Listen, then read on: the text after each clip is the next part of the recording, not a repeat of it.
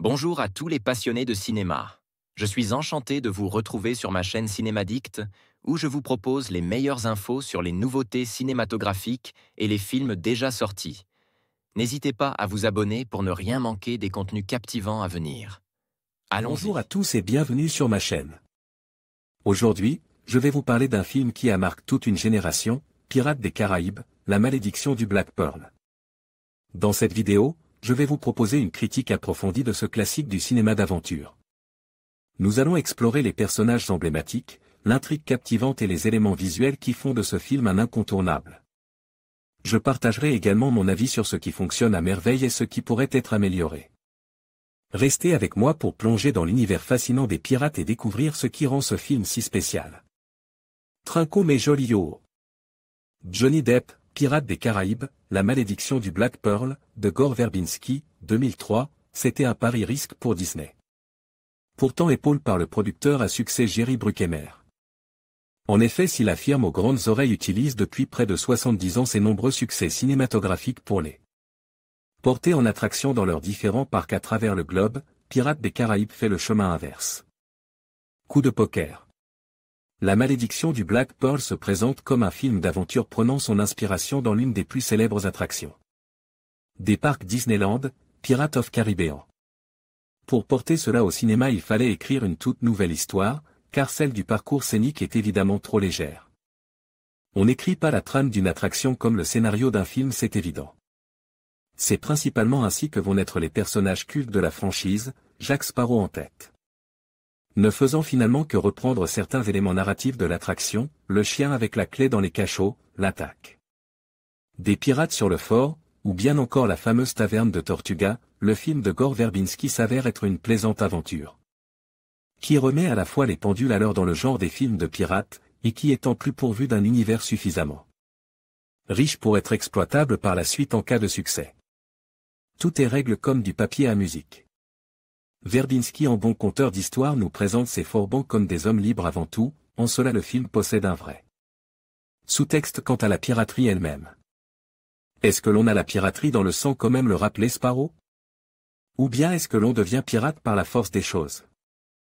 Bien sûr, il ne s'agit pas de la vision principale qu'il faut avoir du film, ce dernier étant surtout conçu pour divertir, mais il n'empêche que ce sous-texte est bien présent. À vrai dire, l'une des forces du film réside dans sa grande capacité de narration. Verbinski est un conteur, mais un conteur visuel si bien que la mise en scène raconte l'histoire, bien au-delà des actions des personnages. Une scène anodine ne l'est finalement pas tant que cela, car elle regorge de details qui nous amènent vers la suivante, tout le film est comme cela. Will Turner est sûrement le personnage qui évolue le plus tout au long du film, et par ailleurs il représente bien tout ce que la trame raconte en surface mais aussi en profondeur. C'est au départ un jeune forgeron épris d'une belle noble, mais qui sait pertinemment qu'il n'a aucune chance face à l'homme qui convoite la belle.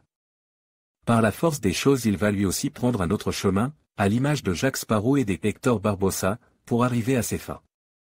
La narration du film est simple mais efficace, c'est d'ailleurs tout ce qu'on lui demande et pourtant elle recèle quelques bonnes surprises inattendues. Au-delà de la narration bien sûr, le film est un pur divertissement. Mélange habile de prises de vue réelles et de personnages en numérique, cette aventure gagne en rythme et en énergie grâce à une mise en scène exemplaire et parfaitement orchestrée. La musique vient aussi rehausser le ton, elle est d'ailleurs culte aujourd'hui.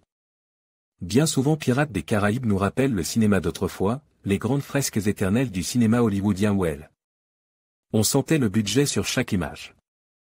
Ici il s'agit de faire un blockbuster de pirates aussi divertissant que beau, et le film est souvent empreint d'ailleurs d'onirisme. Ne serait-ce que pour les décors naturels, toujours sublimes par la caméra. Mais ce qu'il faut retenir également, c'est cette surprenante facilité à faire du grand spectacle à partir de rien.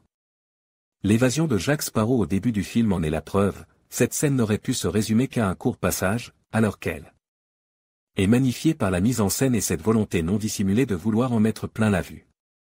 Pourtant aussi surprenant que cela puisse paraître, le film ne verse pas dans la surenchère, au contraire il s'avère généreux. Visuellement évidemment, mais aussi en termes d'humour. Si Jack Sparrow est un sketch à lui tout seul, c'est surtout grâce à l'interprétation sans faille de Johnny Depp qui insuffle à son personnage une vraie énergie et une vraie folie. Beaucoup lui reprochent ce rôle aujourd'hui, mais il a pourtant permis à l'acteur de s'émanciper. Orlando Bloom quant à lui troque son arc et ses flèches de Legolas contre un rôle plus léger, et cela lui va comme un gant, à l'image.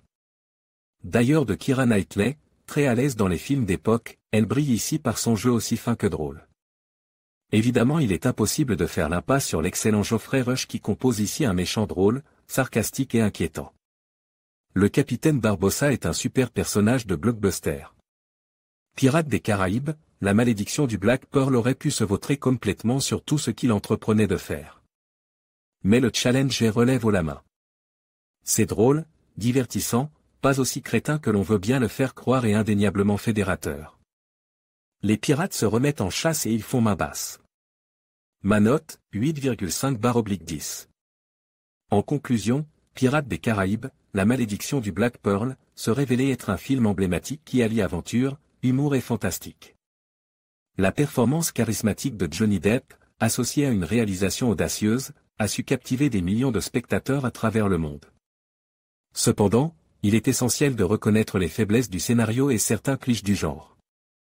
Cette critique nous invite à apprécier le film tout en gardant un regard critique sur ses éléments narratifs. Merci de nous avoir suivis dans cette analyse, et n'hésitez pas à partager vos propres impressions sur ce classique du cinéma.